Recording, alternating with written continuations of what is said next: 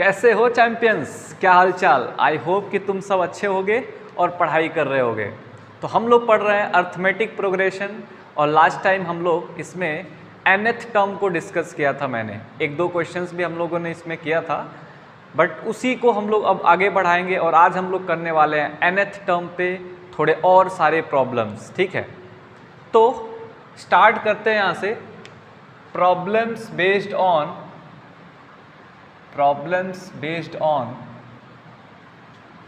nth term of AP. आज हम लोग इसी पे प्रॉब्लम करने वाले हैं, nth टर्म ऑफ एपी पे बेस्ड क्वेश्चंस। ठीक है, problems based on nth term of the AP. जैसे सबसे पहला प्रॉब्लम एक हम इसमें लेते हैं, इसे फाइंड आउट करना है। नोट करो, find the 25th term of NAP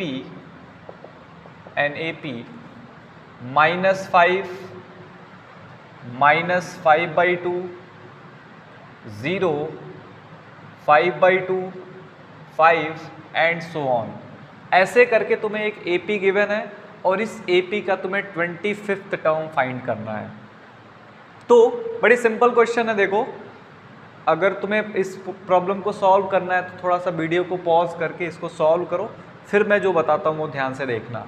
तो अगर तुम्हारे सामने एक क्वेश्चन है कि find the 25th term of an AP और वो एपी तुमको गिवन है, तो हमने पढ़ा था nth टर्म में, हमने ये चीज़ तुमको सिखाया था वहाँ पे कि कभी भी किसी एपी का कोई भी टर्म फाइंड करना हो तो तुम्हें सिर्फ दो चीज़ों की ज़रूरत पड़ती है, एक तो फर्स्ट टर्म और एक कॉमन डिफरेंस। तो क्या अगर तुम्हें कोई एपी गिवन हो तो वहाँ से तुम फर्स्ट टर्म और कॉमन डिफरेंस फाइंड आउट कर सकते हो। अगर वो दो चीज़ें फाइंड कर लिए तो तुम उस एपी का कोई भी टर्म फाइंड कर सकते हो, चाहे वो 25th टर्म हो, चाहे वो 30th टर्म हो, चाहे वो nth टर्म हो, चाहे वो 100th टर्म हो। कोई भी टर्म अगर तुम्हें फर्स्ट टर्म और कॉमन डिफरेंस तुम्हें मिल गया तो तुम वहाँ से कोई भी एपी का टर्म फाइंड आउट कर सकते हो। यही चीज़ हमने nth टर्म में सीखा था। nth टर्म का मतलब क्या है कि हमें कोई भी टर्म वहाँ से फाइंड आउट करना आना चाहिए। तो वो चीज़ मैंने बताया था कि अगर तुम्हें फर्स्ट टर्म और कॉमन डिफरेंस का आइडिया हो गया तुम कोई भी टर्म फाइंड आउट कर सकते हो। क्या तरीका बताया था मैंने कि अगर कोई भी टर्म लिखना है, जैसे मान लो तुम्हें Tn लिखना है तो वो होगा a + n-1 × d। अगर तुम्हें T5 लिखना है तो कैसे लिखोगे, a + 5 - 1 कितना होता है, 4d। अगर तुम्हें T10 लिखना है तो कैसे लिखोगे, a + 10 में से 1 कम करो, 9 × d। तो ये पैटर्न होता था तुम्हें nth टर्म को लिखने का। तो इस वाले प्रॉब्लम में तुम्हें कौन सा term, 25th term find out करने के लिए बोला गया है। तुम्हें फाइंड आउट करना है T25। तो अगर इस पैटर्न को फॉलो करें तो T25 होना चाहिए a + 24d। तो तुम अगर T25 फाइंड करना चाहते हो तो तुम्हें यहाँ पे किसकी नीड पड़ रही है, a की और d की। और इसी a और d को फाइंड आउट करने के लिए तुम्हें यहाँ पे AP गिवन है। तो चलो इस AP से हम लोग पहले a और d को फाइंड आउट करते हैं।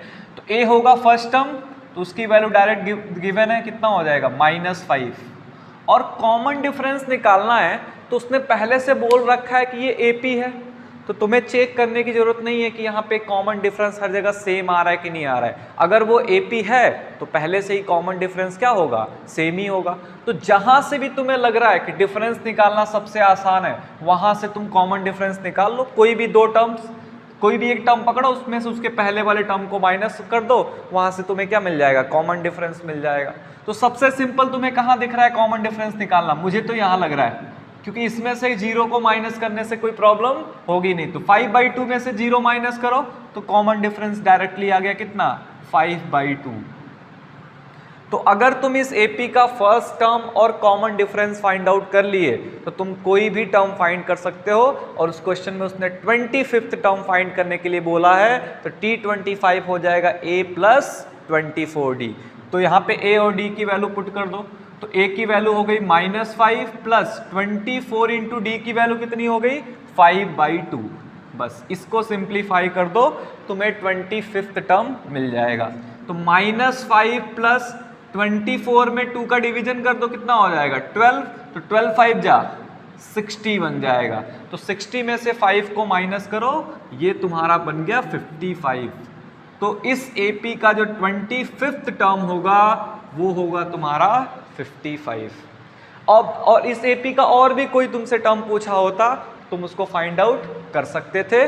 A प्लस जो भी टर्म यहाँ पे पूछा जाएगा उससे कम करके D से क्या करना है, मल्टीप्लाई, और AP गिवन होगी तो तुम A और D तो फाइंड कर ही लोगे, दोनों की वैल्यू यहाँ पुट करो तुम्हें वो टर्म मिल जाएगा। ठीक है, तो आई होप कि तुम भी अगर सॉल्व कियोगे तो तुम्हारा आंसर कितना आया होगा, 55 ही आया होगा। ठीक है, अगर कुछ मिस्टेक हुआ है, आंसर नहीं आया तो तुम देखो इसमें हमने इसको कैसे सॉल्व किया। ठीक है, चलो आगे बढ़ते हैं, अगला प्रॉब्लम करते हैं, नेक्स्ट प्रॉब्लम की तरफ चलते हैं।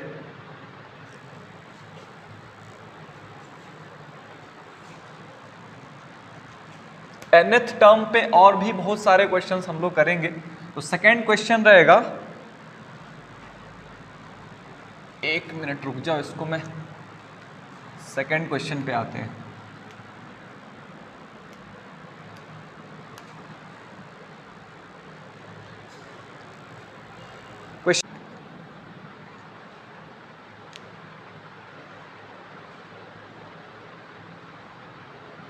तो सेकंड क्वेश्चन पे आते हैं, ये रहेगा तुम्हारा, if nth term of an AP is 6n-2 then तुम्हें फाइंड आउट करना है first term, common difference and 20th term. एक बार इस क्वेश्चन को वीडियो पॉज करके तुम इसको अटेम्प्ट करो, फिर देखना हम लोग कैसे सॉल्व करते हैं। ठीक है, तो अगर इसको सॉल्व करना हो तो कैसे सोचेंगे, देखो अगर इसमें कोई भी टर्म फाइंड आउट करना है, 20th term, first term and common difference, तो तुम क्या सोचते हो, जैसे मान लो सपोज करो मुझे 20th टर्म पे अगर मैं फोकस करूं कि मुझे ये फाइंड आउट करना है, तो ये दो तरीके से फाइंड आउट हो सकता है।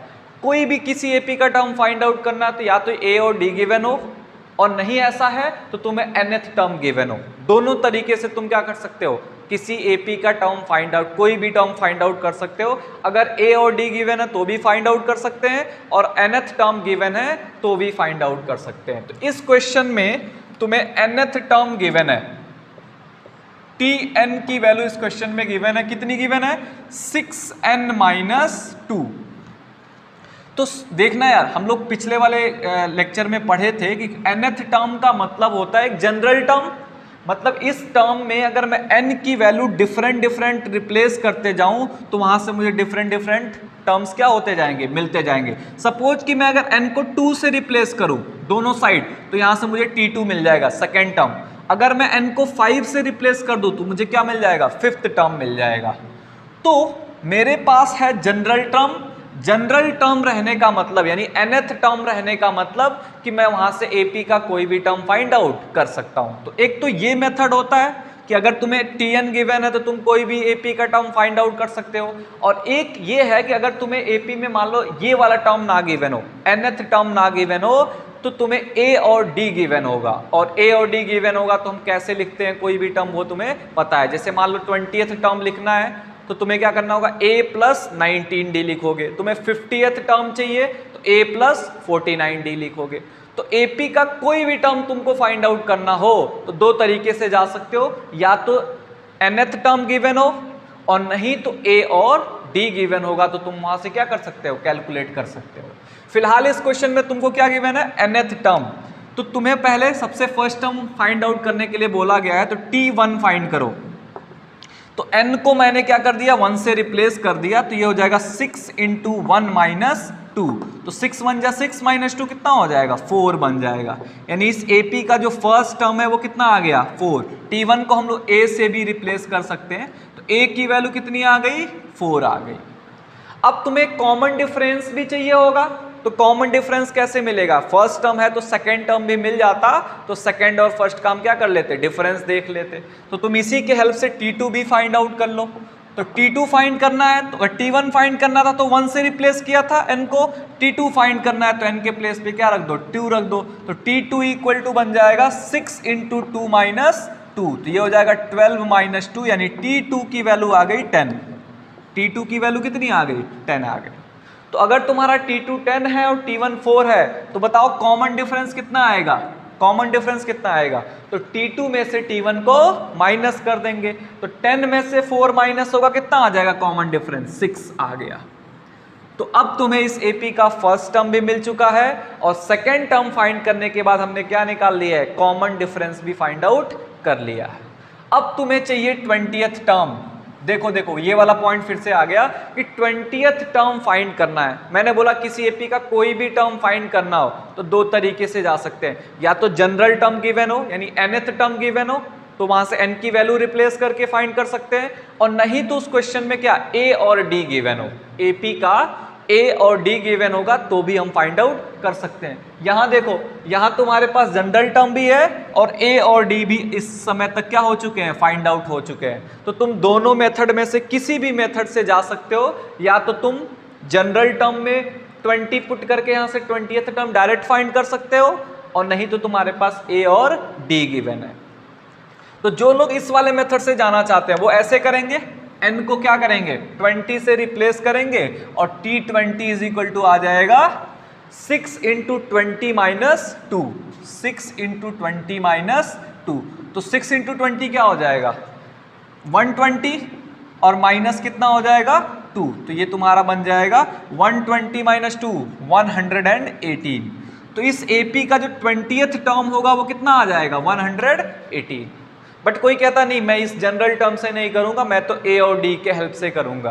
तो वो कैसे करेगा बताओ, वो ऐसे करेगा t20 is equal to A और D गिवन हो तो कोई भी टर्म हम कैसे लिखते हैं, तो जैसे t20 लिखना है तो हम लिखेंगे A प्लस 20 माइनस 1 यानी कितना आएगा 19D, और इसमें हम करेंगे A और D की वैल्यू को रिप्लेस, हमें मिल जाएगा t20।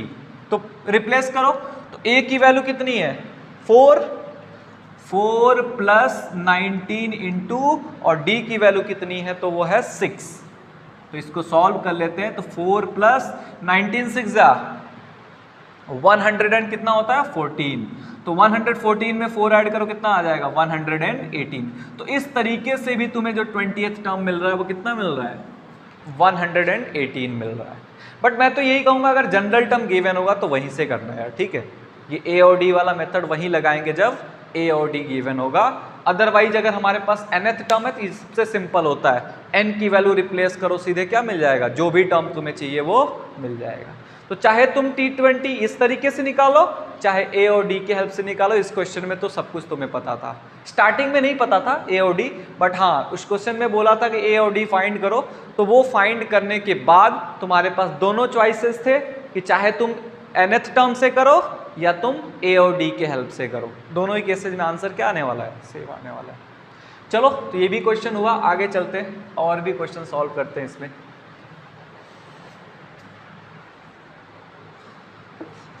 इसके बाद क्वेश्चन नंबर 3 सॉल्व करते हैं nth टर्म पे।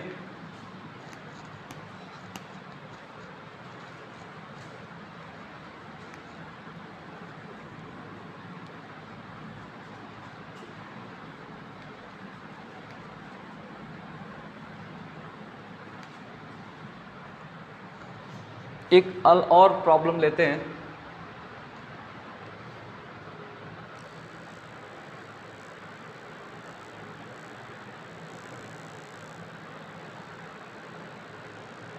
ठीक है, क्वेश्चन नंबर 3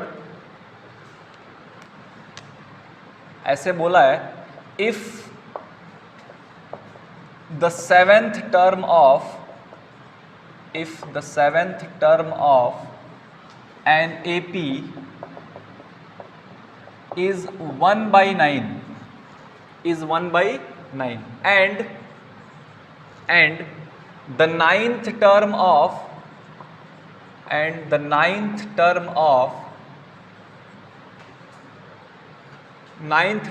is 1/7। तो तुमसे फाइंड आउट करने के लिए बोला है, then find 63rd term of the AP। तो उसी AP का तुम्हें कौन सा टर्म फाइंड आउट करना है, 63rd टर्म फाइंड करना है। एक AP है जिसका 7th टर्म 1/9 और 9th टर्म 1/7 गिवन है, तो तुम्हें उस AP का कौन सा term 63rd term find out करना है। ठीक है, तुम इसको अटेम्प्ट करो एक बार, फिर देखो क्या आंसर आ रहा है इसका। तो अभी अगर मैं इसको सॉल्व करूं तो कैसे करूंगा, देखो अगर 7th टर्म 1/9 है तो तुम्हें क्या लिखना चाहिए कि T7 इक्वल टू 1/9। और एक चीज और गिवन है, क्या गिवन है कि T जो 9 है 9th टर्म वो कितना गिवन है 1/7। फिर मैं क्या करूंगा 7th टर्म का मीनिंग लिखूंगा। तो 7th टर्म का मीनिंग क्या है, a प्लस 7 माइनस 1 कितना होता है 6d। T7 लिखना हो तो हम a और d के टर्म में क्या लिखेंगे a प्लस 6d, तो वो हो गया 1/9। a प्लस 6d कितना हो गया 1/9। और T9 लिखना हो तो कैसे लिखेंगे, a प्लस 9 से 1 कम करो तो 8d, a प्लस 8d और इसकी वैल्यू कितनी आ जा रही है 1/7। तो ऐसा होने से क्या होगा, a और d में तुम्हें दो सिंपल इक्वेशंस मिल जाएंगे और जब ये दोनों इक्वेशंस को हम सॉल्व करेंगे तो हमें a और d मिल जाएगा। और जब हमें a और d दोनों मिल जाएंगे तो मैं उस AP का कोई भी टर्म फाइंड आउट कर सकता हूं। तो 63rd पूछा है तो 63rd टर्म फाइंड कर देंगे। तो अभी हमें क्या करना चाहिए, इन दोनों इक्वेशंस को सॉल्व करना चाहिए। तो सपोज ये इक्वेशन 1 है और ये इक्वेशन 2 है, तो हमें करना चाहिए इक्वेशन 2 में से इक्वेशन 1 को माइनस। ठीक है, करके देखते हैं। इक्वेशन 2 में से 1 को माइनस करते हैं तो a plus 8d equal to 1/7 और यहां लिखते हैं a plus 6d equal to 1/9।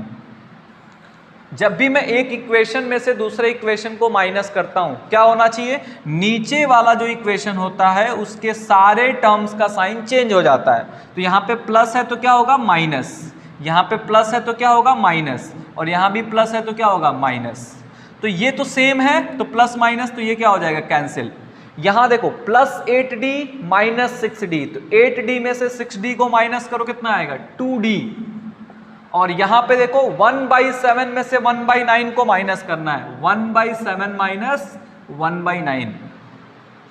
तो 2d की वैल्यू ध्यान देना सब लोग, 2d की वैल्यू कितनी आ रही है, इसको क्रॉस करो, 9 1 जा 9 माइनस 7 1 जा 7, तो 9 में से 7 माइनस होगा तो 2 और नीचे क्या करते हैं डिनोमिनेटर को मल्टीप्लाई कर लेते हैं, तो 9 7 जा 63। देख लो अब d की वैल्यू फाइंड आउट करनी है तो ये 2 इधर न्यूमरेटर में इधर जाएगा तो डिनोमिनेटर में जाएगा, तो 2 अपॉन ये 2 नीचे गया तो क्या होगा 2 इंटू 63। भाई अगर लेफ्ट हैंड साइड का वो न्यूमरेटर है तो राइट में जाएगा तो किसको मल्टीप्लाई करेगा डिनोमिनेटर को, तो यहां से ये 2 इस 2 से क्या हो गया कैंसिल, तो d की वैल्यू आ गई 1/63। कॉमन डिफरेंस हमने कितना फाइंड आउट कर लिया 1/63 फाइंड कर लिया। बट अभी भी हमें कौन सा टर्म फाइंड करना है, फर्स्ट टर्म फाइंड करना है। तो इस d की वैल्यू को या तो इक्वेशन 1 या इक्वेशन 2 में से किसी एक में रिप्लेस कर दो, तुम्हें फर्स्ट टर्म मिल जाएगा। सपोज कि हम लोग फर्स्ट वाले में रिप्लेस किए तो a प्लस 6 इंटू डी की वैल्यू कितनी है 1/63, देखो मल्टीप्लाई कर दिया इक्वल टू 1/9। तो a प्लस ये जब मल्टीप्लाई होगा तो कितना हो जाएगा 6 1 जा 6/63 इक्वल टू 1/9। ठीक है, अब ये 6/63 को उधर ट्रांसफर करो माइनस हो जाएगा, तो a की वैल्यू कितनी आ गई, a is equal to 1/9 minus 6/63, 6/63। तो इसमें देखो 9 और 63 का एलसीएम क्या होगा 63 ही होगा।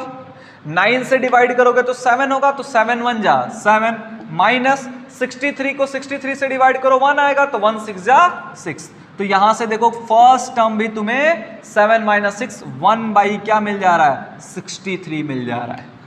तो इस AP का कॉमन डिफरेंस भी 1/63 और फर्स्ट टर्म भी कितना आ रहा है 1/63 आ रहा है। तुम्हें फाइंड करना है कौन सा टर्म 63rd टर्म, तो यहां लिखोगे T63, क्या लिखोगे T63। तो T63 का फॉर्मूला क्या बनेगा बोलो, जनरल टर्म में हमने पढ़ा है A प्लस 62D, क्या बनना चाहिए A प्लस 62D बनेगा।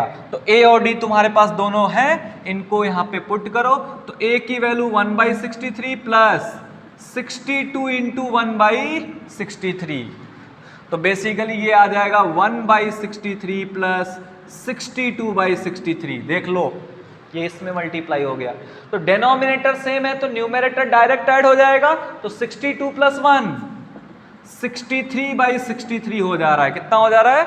63/63, यानी यहां से तुम्हें मिल गया T63 की वैल्यू 1। T63 कितना आ गया? 1 आ गया।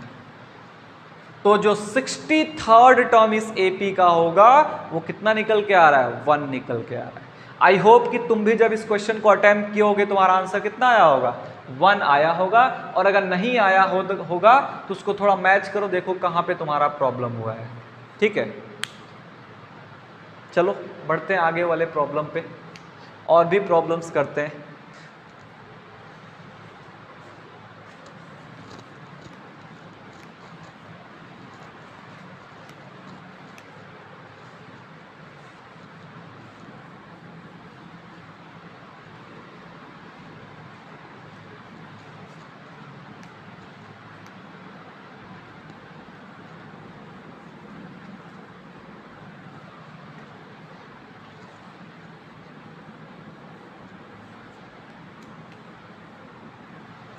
ठीक है, एक और प्रॉब्लम लेते हैं आगे।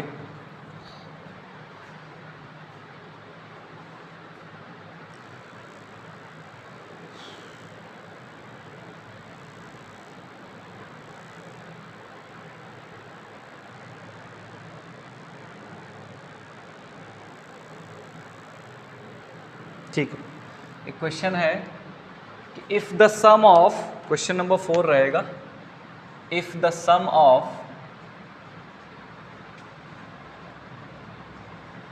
Fourth and eighth term of an AP is, if the fourth and eighth term of an AP is 24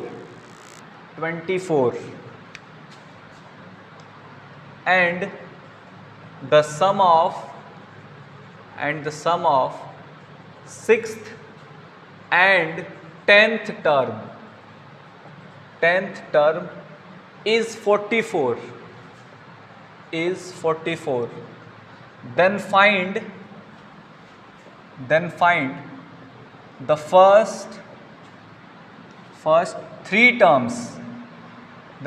the first three terms, of that AP। तो उस AP का तुम्हें क्या करना है? स्टार्टिंग के 3 terms, first term, second term और third term find out करने हैं। तो यार एक चीज़ तो दिमाग में रख लो कि तुम्हें अगर first term, second term, third term चाहिए तो तुम्हें फर्स्ट टर्म और कॉमन डिफरेंस चाहिए होगा। यानी किसी एपी का कोई भी टर्म अगर फाइंड आउट करना है और तुम्हारे पास जनरल टर्म गिवन नहीं है तो फिर एक ही आइडिया है कि ए और डी को तुम्हें क्या करना होगा? फाइंड आउट करना होगा। ए और डी मिलेंगे तो उस एपी के तुम जो टर्म चाहो वो क्या कर सकते हो? फाइंड आउट कर सकते हो। एक बार वीडियो को पॉज करके इस क्वेश्चन को भी अटेम्प्ट करो, फिर हम देखते हैं इसको कैसे सॉल्व करना है। ठीक है, तो आते हैं वापस इस क्वेश्चन पे। बोला कि if the sum of fourth and eighth term of an AP is 24। पहले इसको नोट करते हैं। किसी एपी के फोर्थ और एट्थ टर्म का सम T24 गिवन है। इट मींस कि उसने तुमको T4 प्लस T8 की वैल्यू क्या दे रखा है? 24। ध्यान देना सब लोग, T4 प्लस T8 क्या गिवन है? 24 गिवन है। तो इन दोनों का मीनिंग लिखते हैं। T4 का मीनिंग क्या होगा? A प्लस 3D, और प्लस T8 का मीनिंग क्या है? A plus 7D। मतलब इसका सम कितना आ गया? 24। तो A प्लस A कितना हो जाएगा? 2A, और 3D प्लस 7D कितना हो जाएगा? 10D का वैल्यू कितना हो गया? 24। इन दोनों में 2 कॉमन है तो कॉमन निकाल दो, यहां से आ जाएगा A, और यहां से जब 2 निकला तो 10 में से तो 5D बच जाएगा, इक्वल टू 24। तो 2 को उधर ले जाके डिवाइड करते हैं तो A प्लस 5D की वैल्यू कितनी आ रही है? 12। तो A और D में एक रिलेशन तुमको यहां से मिल गया कि A प्लस 5D की वैल्यू कितनी आ रही है? 12 आ रही है। अब चलते हैं इसके अगले वाले इंफॉर्मेशन पे। आगे बोला है and the sum of sixth and tenth term is कितना? 44। यानी सिक्स्थ और टेंथ टर्म का सम देख लो, यहां पे गिवन है T6 प्लस T10 कितना गिवन है? 44 गिवन है। इसको भी वैसे ही सॉल्व करते हैं। तो T6 का मीनिंग लिखो तो A प्लस 5D, और प्लस T10 का मीनिंग क्या है, A प्लस 9D, और इसका सम गिवन है 44। तो A प्लस A कितना हो जाएगा 2A, A plus A 2A, और 5D प्लस 9D तो हो जाएगा 14D इक्वल टू 44। तो इसमें भी 2 कॉमन है, 2 कॉमन लेके बाहर कर दो, तो यहां से आ जाएगा A plus 7D equal to 44। इस 2 का उधर 44 में डिवाइड करो तो A प्लस 7D की वैल्यू कितनी आ रही है 22। ये 2 इक्वेशंस तुमको A और D के फॉर्म में मिल गए। और एक चीज तो दिमाग में रख लो यार, अगर 2 वेरिएबल्स हैं और 2 इक्वेशंस तुमको मिल गए तो फिर तो तुम्हें सॉल्व करना बस आना चाहिए, उनकी वैल्यूज तो डेफिनेटली मिलने वाली हैं। 2 इक्वेशंस और 2 अननोन ऑलवेज सॉल्व हो जाते हैं। हाँ, अगर 3 अननोन रहते तो 2 इक्वेशन से काम नहीं चलता, फिर इनके बीच में हमें एक और रिलेशन चाहिए होगा। ये चीज दिमाग में डेवलप करो आज से कि कभी भी तुम्हारे पास 2 वेरिएबल्स में 2 इक्वेशंस गिवन हो तो प्रोबेबिलिटी है कि तुम उनके वैल्यूज क्या कर सकते हो, फाइंड आउट कर सकते हो। बट अगर यहीं 3 अननोन रहते और 2 इक्वेशन रहता तो इम्पॉसिबल है कि तुम उनकी वैल्यू को क्या कर पाओ, फाइंड कर पाओ। ठीक है, बट यहाँ पे ठीक है, हो सकता है। तो इन दोनों इक्वेशंस को अगर सॉल्व करना है तो मेरे हिसाब से क्या करना चाहिए, ये इक्वेशन 1 ये इक्वेशन 2, तो इक्वेशन 2 में से इक्वेशन 1 को हमें माइनस आउट कर देना चाहिए। तो चलो करते हैं, A plus 7D equal to कितना गिवन है 22, इसमें से माइनस कर दो फर्स्ट इक्वेशन को A plus 5D, A plus 5D कितना गिवन है 12। तो अगर मैं इक्वेशन 2 में से इक्वेशन 1 को माइनस करने जाऊंगा, तो अभी पिछले वाले क्वेश्चन में मैंने बोला कि जब भी मैं किसी इक्वेशन में से किसी दूसरे इक्वेशन को माइनस करता हूं तो जो नीचे वाला इक्वेशन होता है उनके टर्म्स का साइन चेंज हो जाता है। तो प्लस A बन जाएगा माइनस A, प्लस 5D बन जाएगा माइनस 5D, और प्लस 12 बन जाएगा माइनस 12। तो ये प्लस A है ये माइनस A है, कैंसिल हो जाएगा। 7D में से 5D को सब्ट्रैक्ट करोगे तो प्लस 2D आएगा क्योंकि बड़े वाले का साइन प्लस है, और 22 में से 12 माइनस होगा तो 10 आएगा। तो यहाँ से D की वैल्यू 2 जब उधर डिवाइड होगा तो क्या आ जाएगा 5 आ जाएगा। मतलब पहले तुम्हें कॉमन डिफरेंस मिल गया इस AP का 5, और अगर तुम्हें जब कॉमन डिफरेंस मिल गया तो किसी एक इक्वेशन में पुट करके तुम क्या फाइंड कर सकते हो, फर्स्ट टर्म फाइंड कर सकते हो। तो जैसे पहले इक्वेशन में अगर पुट करें तो A plus 5 into 5, A plus 5 into 5 equal to कितना हो रहा है 12। तो first term plus 25 equal to 12, तो A की जो वैल्यू है वो आएगी 12 माइनस 25 यानी माइनस 13। कितना आ जाएगा माइनस 13 आ जाएगा। तो फर्स्ट टर्म और कॉमन डिफरेंस मिल गया तो हम AP का कोई भी टर्म लिख सकते हैं। उसने तुमको स्टार्टिंग के 3 टर्म्स लिखने के लिए बोला है, तो बताओ T1 क्या होगा, T1 क्या होगा वो तो फाइंड कर लिया तुमने माइनस 13। T2 क्या होगा, तो सिंपली उसमें कॉमन डिफरेंस ऐड कर दो यार, ऐसी तो AP बनता है। फर्स्ट टर्म में कॉमन डिफरेंस को ऐड करते जाते हैं तो AP हमारी फॉर्म हो जाती है। तो T2 क्या होगा, तो माइनस 13 प्लस 5, तो माइनस 13 में 5 ऐड करोगे तो माइनस 8। फिर T3 चाहिए तो और 5 ऐड कर दो, तो माइनस 8 में 5 ऐड करोगे तो आएगा माइनस 3। ये तुम्हारे AP के 3 टर्म्स हो गए, माइनस 13, माइनस 8, माइनस 3। और भी चाहिए होता तो और उसमें 5 ऐड करते जाते, हमें टर्म्स क्या होते जाते, मिलते जाते। ठीक है, चलो तो आज के लेक्चर में बस इतना ही रहने देते हैं। और भी क्वेश्चंस हम लोग nth टर्म पे करने वाले हैं और अगले लेक्चर से कंटिन्यू करेंगे। धीरे धीरे करके हम लोग अच्छे क्वेश्चंस पे पहुंचेंगे। सबसे अच्छे वाले क्वेश्चंस करने के बाद ही हम लोग अगले वाले हेडिंग पे चलेंगे। फिलहाल हम लोग nth टर्म का भी पहला ही क्लास होगा क्वेश्चंस का। पहले वाले में तो मैंने ज़्यादा क्वेश्चन नहीं कर पाए थे, तो ये थोड़े बेसिक क्वेश्चंस हैं। और भी लेक्चर्स जैसे आगे बढ़ेंगे हम लोग थोड़े अच्छे वाले क्वेश्चंस करते जाएंगे। ठीक है।